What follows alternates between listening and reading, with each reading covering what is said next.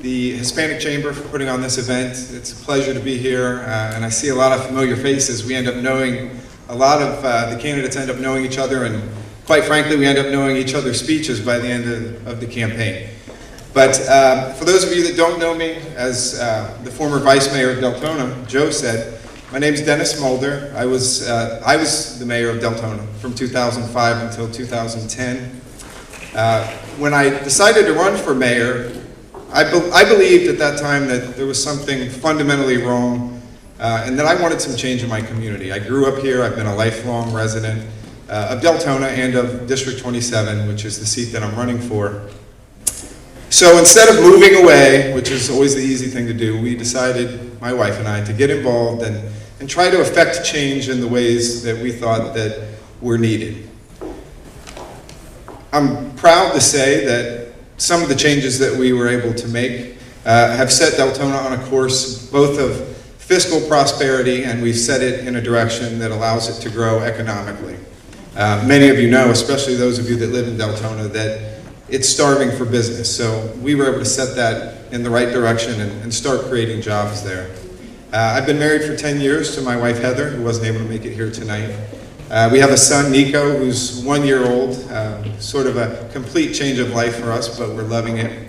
And that makes me want to do this even more, really, to see, to have a child and to begin to watch them to grow up.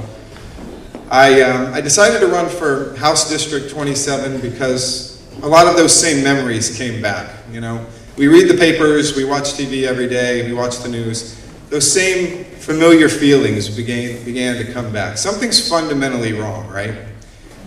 All of a sudden you feel like the politicians or the leadership in Tallahassee might be just a little bit too close to special interest. And then as I get on this campaign trail, I find it amazing, the amount of special interest money that floods into campaigns. And at the end of the day, they're not interested, obviously, in anything that normal middle-class business owners like myself are interested in, but instead interested in sort of a radical, non-centrist agenda that really just caters to a few people that they're close with. So I have a record of working with everybody. I am the Democrat in the race. Half of our staff is Republican. I have a real good history of being able to work with everybody, and I intend to continue to do that. I'm proud to be a Democrat, and I'm proud to be a moderate. I will tell you that I believe that we've, in Florida, completely lost our way. We stopped investing in education. We stopped investing in infrastructure and in economic development in ways that are immeasurable, really. You look at, we read the headlines every day about education.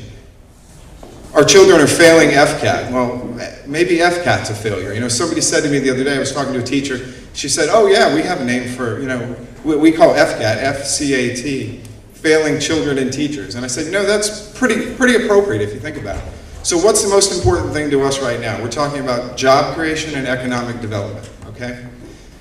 So because we haven't, over the last 10 years in Florida, taken a long view of this state, where do we want to be in 10 years or in 20 years or 30 years?